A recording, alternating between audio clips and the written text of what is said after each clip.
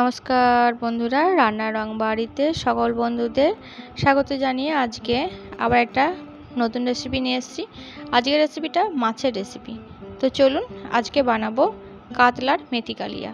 তো তার জন্য দেখুন, প্রথমেই এখানে কাতলা মাছ নিয়ে নিয়েছি কয়েক টুকরো। তো এটা একটা বড় সাইজের মাছের কয়েক পিস। তো মাছটা নুন হলুদ দিয়ে মাখিয়ে রেখেছিলাম।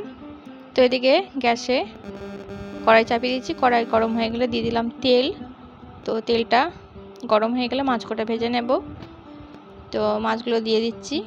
তো যেহেতু 4 পিস মাছ আছে, তো মাছটা একেবারেই আমি ভেজে নিচ্ছি।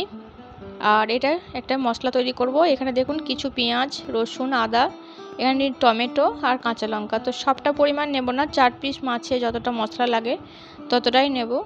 তো কয়েক টুকরো আদা, 2 থেকে 3 কোয়া রসুন, আধখানা পেঁয়াজ, আধখানা টমেটো, একটা কাঁচা লঙ্কা, আর দিয়ে দিচ্ছি নুন পরিমাণ মতো। নুনটা এখানে একেবারেই ব্যবহার করব। হলুদ গুঁড়ো 1/2 চামচ, টক দই 1 চামচ, জিরে গুঁড়ো 1/2 চামচ। তো এটা দিয়ে একটা মিহি পেস্ট করে নেব। এদিকে বলতে বলতে মাছটা ভাজা হয়ে গেছে। মাছটা ভেজে আমি তুলে নেব। আর মশলাটাও রেডি হয়ে আছে। তো মাছটা তুলে এই তেলেই রান্না করব। তো চলুন মাছগুলো তুলে নিই এবার। তো মাছটা তুলে নিচ্ছি একে একে। আর এটা যেহেতু হলুদটা লেগেছিল তাই একটু পোড়া পোড়া হয়ে গেছে। তো এদিকে পেস্টটা দেখুন, একেবারে মিহি পেস্ট। তো তেলটা থেকে আমি একটু তেল কমিয়ে নিয়েছি, যেহেতু অতটা তেল লাগবে না। তো তেলের মধ্যেই আমি দিয়ে দিলাম মশলাটা। এটা দিয়ে আমি একটু আঁচটা কমিয়ে কষিয়ে নেব মশলাটা। তো মশলাটা কষানোর পর আমি দিয়ে দিচ্ছি 1/2 চামচেরও একটু কম কাশ্মীরি লঙ্কা গুঁড়ো। আর দিয়ে দিলাম অল্প পরিমাণ চিনি। তো চিনিটা দেওয়ার কারণ হলো, যেহেতু টক দই টমেটো ব্যবহার করেছি, তাই স্বাদটার একটু অ্যাডজাস্টের জন্য দিয়ে দিলাম কয়েক টুকরো চিনি, মানে কয়েক দানা চিনি। তো এবার আমি মশলাটা কষানোর পর একটু জল অ্যাড করছি।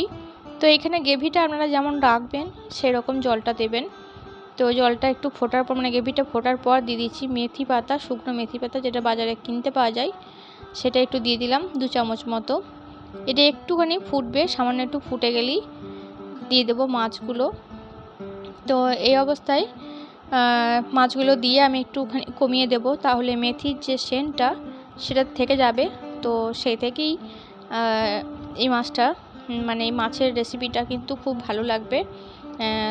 একবার হলেও সবাই একবার ট্রাই করে দেখবেন। আর এটা তো খুবই চটজলদি হয়ে যাবে মাছটা ভাজতে যতক্ষণ।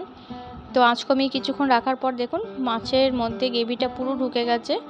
আর এটা একেবারে রেডি হয়ে গেছে। তো আমার এটা মাছের রেসিপিটা রেডি হয়ে গেল। তো বন্ধুরা, আমি এটা ওপর কিছু ধনেপাতা ছড়িয়ে দিচ্ছি। যদি থাকে তাহলে দেবেন, যদি না থাকে তাহলে আর দেওয়ার দরকার নেই।